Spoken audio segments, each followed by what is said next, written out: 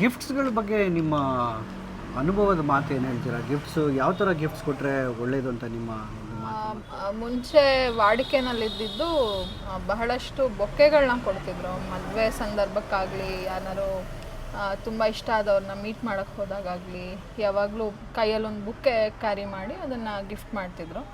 So ಈಗ actually ಏನಂತಂದರೆ flower cuttings ಆಗಲಿ ಇದಾಗಲಿ ತುಂಬ ವೇಸ್ಟಾಗಿ ಉಳಿತಾ ಇದೆ ಅಂತ ಹೇಳಿ ತುಂಬ ಮಾತುಗಳು ಕೇಳಿಬರ್ತಿದೆ.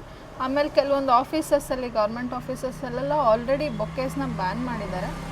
ಸೊ ಕಂಪ್ಲೀಟಾಗಿ ಸ್ಟಾಪ್ ಮಾಡೋಕ್ಕಾಗತ್ತೆ ಅಂತ ಹೇಳೋಕ್ಕಾಗಲ್ಲ, ಬಟ್ ಅದ್ರ ಬದಲಿಗೆ ಪಾಟ್ ಆ್ಯಂಡ್ ಪ್ಲ್ಯಾಂಟ್ನ ಕೊಡೋದು ಈಸ್ ಎ ಗುಡ್ ಐಡಿಯಾ ಅಂತ ನಮ್ಗೆ ಅನಿಸುತ್ತೆ. ಸೊ ತುಂಬ ಜನ ಬೊಕ್ಕೆ ಬದಲು ಪಾಟ್ ಪ್ಲ್ಯಾಂಟ್ ತೊಗೊಂಡು ಹೋಗಿ ಬರ್ತ್ಡೇಗಾಗಲಿ, ಆ್ಯನಿವರ್ಸರಿಗಾಗಲಿ ಕೊಡ್ತಾ ಇರೋದು ಉಂಟು. ಸೊ ಹಾಗಾಗಿ ಇದು ಒಳ್ಳೆ ಆಪ್ಷನ್ ನಿಮಗೆ. So please follow us at ಸರಾಂಟರ. ಹೌದು, ಸರಾಂಟರ.com